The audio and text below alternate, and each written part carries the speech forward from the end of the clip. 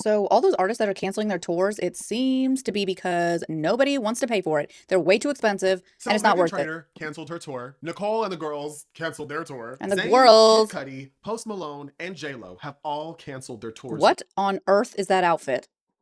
Jesus. And online, I keep seeing the same take. Fans just don't come out anymore. Nobody cares about live music. And I just don't buy that because Beyonce No. sells out stadiums, Sabrina Carpenter sells out arenas, and Chappell Roan has built an entire cult following off of live shows alone. Fans didn't just all of a sudden stop caring about live music. Fans just stopped overpaying for it. And I'm sorry to say, but if your tour needs Taylor Swift level of demand to like break even, then I got something to tell you. The problem might not be the fans. The problem might Is be the you. tour. And if you've ever looked at a ticket price and been like, you know what? I love you, but not that much.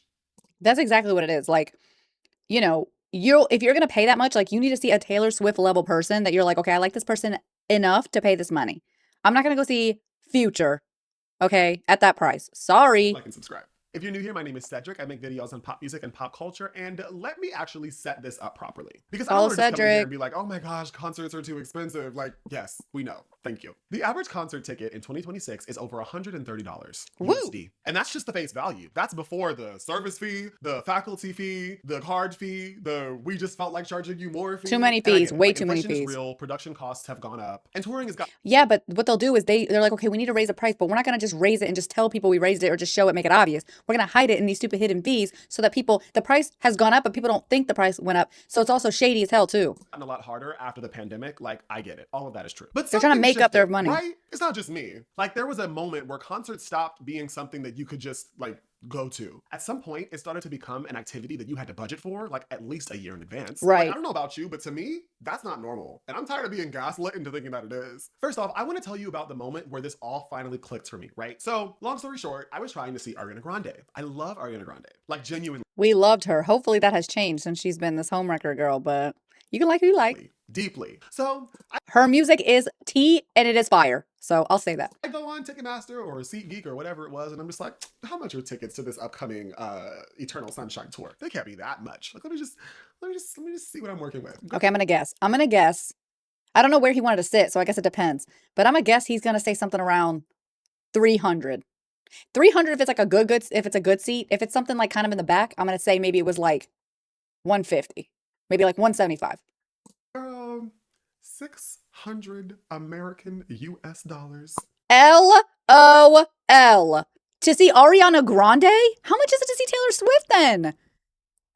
Okay, where were you trying to sit, sir? You must On be her crazy. lap? $600 for one ticket to stand in the arena in the general like standing Stand? section. And I just sat there staring I'm sorry. If I'm paying 600 USD American dollars, I am sitting my butt in a chair. at my laptop screen like, I love her, but like, I'm not doing that. And No. then, like, at the height of the whole Midnight Sun thing, I wanted to go and see Zara Larson. And I was like, oh, well, Zara Larson, I low key thought that was freaking Alabama Barker. That's so funny. like, she's becoming pretty big, but she's not like Ariana, like, stadium level big yet. No, She'll definitely get not. there, but not yet. And then I go and I look at the ticket price $300 after the No, I'm sorry. No. 300. Also, sir, you got to tell us where you were trying to sit because that definitely matters. fees. I was like, okay, that's better than 600. And to be fair, when I saw Beyonce, I think I paid like 660 or something, but that was Okay, 660 is a Beyonce. Beyonce has earned 660. Okay. And Beyonce's like a once in a lifetime thing. You're not going to go see Beyonce every day. That's definitely different. But no, it's not going to be 660 to see Beyonce and then 600 to see Ariana Grande. Hell that no. was different. And it was at that point that I realized I haven't been to a concert in like over a year. And it's not because I just all of a sudden stopped caring about the music. It's just because like every time that I try or I attempt to go, the math is just not mathing. Like not the mathing. math just doesn't work. And I think a lot of us are in the same spot right now. Here's the thing that people often miss when they're talking about concert prices. Love the because color. their main instinct is to focus on the ticket itself, right? Like as if that's the only problem that we're talking about. The ticket is just the entry fee. Because once you get in, you've got parking, you've got merch because you love them. So of course you want a hoodie or I don't know. You gotta grab maybe the a merch. fan if you love them a lot. But who gets fans Oh. anymore? You know, I don't know. Definitely not me. You got food because you ate You at gotta 5 eat. p.m. The show is 3 hours long. The show is supposed to start at 7 p.m., but it doesn't actually start until 9 p.m. A $130 ticket becomes a $300 night very, very quickly. And that's being conservative. Now, multiply that by 2 if you're going with a friend. Multiply that by 3 or 4 if you're going with a group of friends. What Yeah. used to be a casual night out to go and see your favorite Who artist are has these become girls? a event that you cannot do without a real financial conversation. And that really matters because a concert experience was never just about the artist. It was about the experience as a whole, the people you went with, the memories you were making. Okay, so how did we actually get here though? Because it didn't happen overnight. Look at J-Lo. J-Lo, the problem too with J-Lo is she keeps touring. J-Lo has not, and correct me if I'm wrong, J-Lo has not come out with new music. So are we just hearing the hits? And I guess that's fine, but like at the ticket prices from what I've heard that she was trying to charge, that's not okay. We're just hearing your old stuff, girl. The short version Also, everyone hates you right now. So maybe lower those prices. is that the music industry figured out that recorded music was, in a word, worthless. Streaming pays fractions of a cent per play. Yeah. So artists and labels started to look to touring as a real way to make money. And then after the pandemic, demand spiked. Like everyone wanted to go out. Going out felt urgent. Live music felt like you had to be there because, you know, we had all been locked in the house for months. Yeah, you had to so get once out. everyone started to go out, go to live shows again, the industry was like, okay, perfect time to start raising prices. The CEO of Live Nation literally said, and I'm not making this up, that artists have been underpricing their concerts for years. Oh, Basically well. saying that the problem was that fans weren't paying enough. And that's when dynamic pricing was introduced. If you're not sure what that is, basically dynamic pricing is just when ticket prices go up in real time based on the demand. So if a ticket to an Ariana Grande concert is like in high demand, the ticket prices will slowly but surely go up automatically. So they basically took the one thing that made a concert feel special, everyone wanting to be there, and turned it into a reason to charge more. And here we are. Now, I do want to make a distinction here that I think is important because there are artists. The dynamic pricing thing is so ridiculous. Like, they will literally change your price based on your location, your IP address location. Like, if you're located in like an affluent area, the prices that you see on the website are going to be higher than if you did that same exact search in a lower income area. Isn't that insane? That's why people are using VPNs to get around this stuff because they're like, okay, well, I'm going to show you that I'm in, you know, freaking this other country so that when I look at plane tickets, concert tickets, they're using it for all kinds of stuff and they're even trying to use it in grocery stores. It's getting out of hand. Who are charging a price that I think is worth the experience they're offering. Like if, for example, Beyonce announces a tour, yeah, you're probably gonna pay a lot. Because Beyonce doesn't tour often. The production is massive and it genuinely is a once in a decade type of thing. And she's also a once in like a lifetime artist. Like Beyonce is freaking Beyonce. Like you're gonna pay that for Beyonce. Math makes sense. But not every artist is Beyonce. And I think a lot of artists have become comfortable. Like a lot of mid-tier and Yes. legacy acts started pricing their tours as if they were on a Beyonce level or a Taylor Swift level. And fans, especially younger fans, have started to figure that out. They're not saying, I don't want to go. They're saying, I don't want to go that badly. And that's a very Right. different thing. That's marketing sending you a very clear signal. Like if you price your tour like you are a must-see event, but your fans know that it probably isn't, they're going to treat it like an optional one. Now, And that's why, if you've noticed, if you're a person that goes on Groupon, you'll notice some of these concerts have ended up on Groupon. And then I think if they don't sell enough after they're on Groupon, they just end up canceling, and then they make up some reason why they're canceling when it's actually because they could not sell tickets to this thing. Nobody wanted to go. I want to talk about the Pussycat Dolls because this one's Oh a no. lot. And I love them. The Pussycat Dolls announced a reunion tour. Tickets go on sale. Everyone's excited, right? And then they canceled the North American leg of their tour. I think the only place they're going to in North America is Pride in LA, if I'm not mistaken. But the Is thing that about even them a is place? that the Pussycat Dolls that people remember had 5 members. This reunion had 3. Carmen How? and Jessica, 2 of the original members of the Pussycat Dolls were not invited back. They found out they weren't Okay. coming back the same way that we did, publicly, which is insane. So you're selling us a reunion concert for a group when 40% of the group that people associate the artist group with is missing at full reunion prices. So why would they not invite them? If they're a group, they have to understand that it would be detrimental to the tour if 2 of the people are just not there. Like, why would it's like if NSYNC or Backstreet Boys went on tour without 2 members. Like, it's not they're probably looking at it as like, we don't have to pay these 2 people. Oh, we probably don't need them. But if you look at the big picture of it, it's like, then people aren't going to want to show up. Why would they think that was a smart idea at all? And I'm not saying fans like did the exact math of like, well, who's going to be there and do I really want to go if there's only 3 members? Like, I don't know that it was that deep, but do I think they felt it? Definitely. Like, I think everybody felt like something was off. Like, the concept is just blurry, and I'll catch the next one if there is a next one. And the problem with that is like when you can't define exactly what you're selling to the people who are trying to buy it, people then Right. can't decide If they wanna buy it. want to buy it. Right. And apparently, a lot of them didn't. Meghan Trainor canceled her Get a Girl tour. The official reason was family. She just had a baby. There was some health stuff going on with her children. And But like when she announced the tour, she still already just had a baby. Like some of these excuses are like, they don't make any sense. It's like, you just had a baby and then you announced the tour and then you said, oh, I'm going to cancel the tour because of my baby. But it's like, you knew you had the baby the whole time. I genuinely believe that that played a role, but tickets were selling on Groupon for $22. $22. Eee. I do believe that should tell us at least a little bit about where the demand was for this tour. And It's Zayn's probably on tour was also Groupon. canceled. He cited health reasons, which may be completely true, but there were also reports of soft ticket sales. Has Zayn done well, like alone, like solo? I don't think Zayn has done very well solo. Zayn has also had all kinds of issues in the media. Like, I don't know why he would even be going. He probably needs money. That's probably why he's things going on can be tour. real at the same time. And I think that's honestly the more honest story here. It's rarely just one reason. It's usually low demand, the math isn't mathing, and then of course there are personal things that come along that affect everything as a whole. The one thing that I do believe though is that tours are not canceled because artists are lazy or they just don't Come care. I on. think the I think that they're like, I'm not gonna, if this is, I think they will cancel it if the money, if they're like, okay, this is how much the tour is making right now.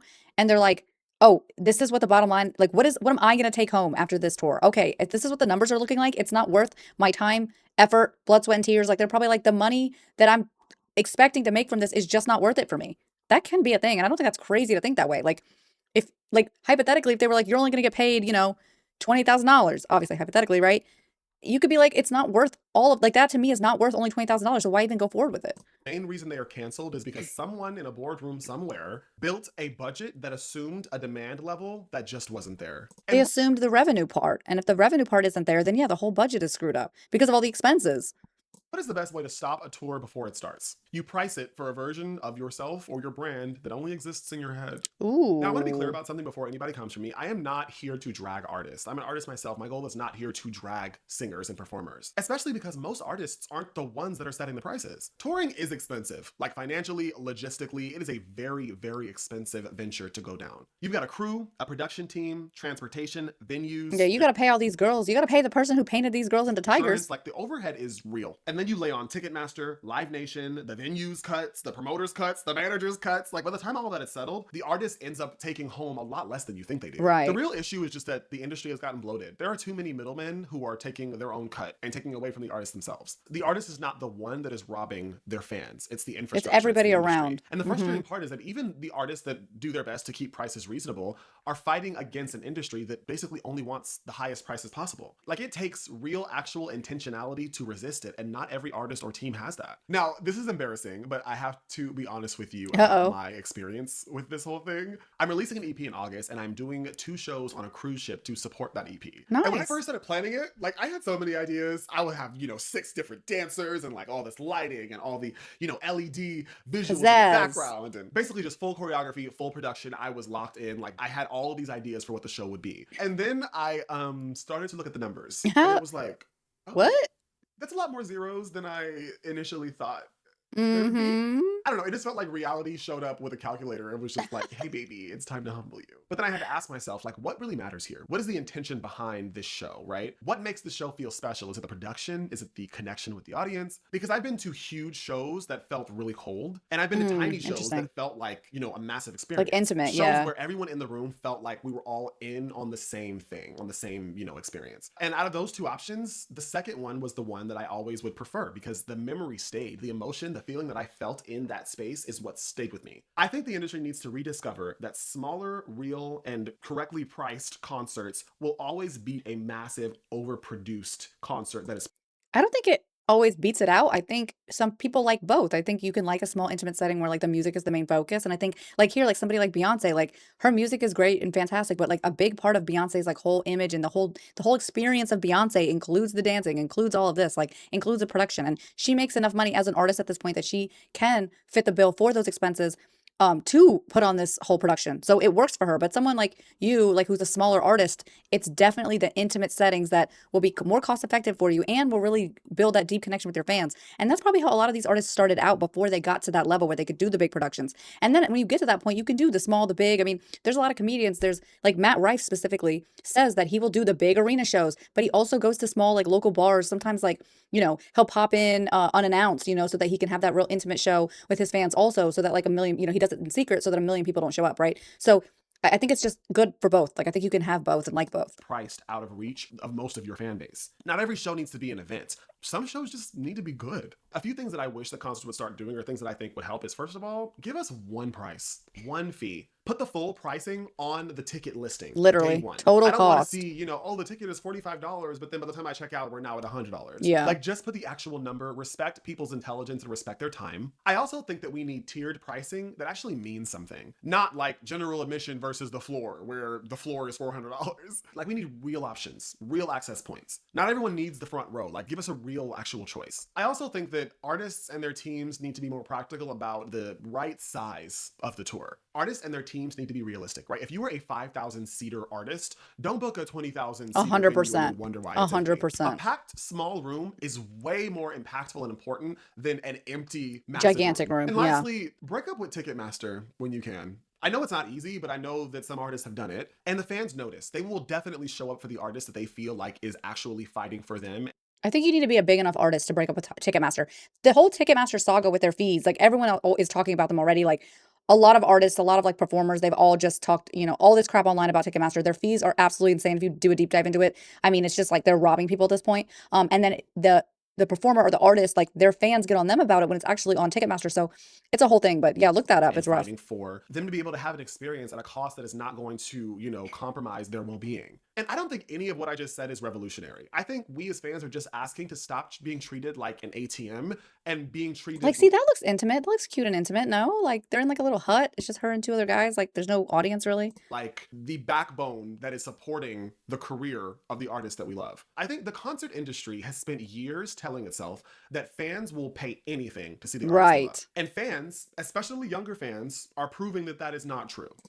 And also, too, I think a big part of it is that people now can't afford it. So even if they like, even if that's true that some people will pay anything to see their favorite artist, and it's gotten to a point where like, even if they think that they'd pay whatever, they physically can't. So they're at a point where they physically can't pay this money. So it's like, okay, they can't. So then you're not getting those sales because people cannot afford it. They're not out here protesting. They're not out here, you know, tweeting all day about how ridiculous the system is. They're just using their money not with you. They're just Yeah, we're just making videos about it.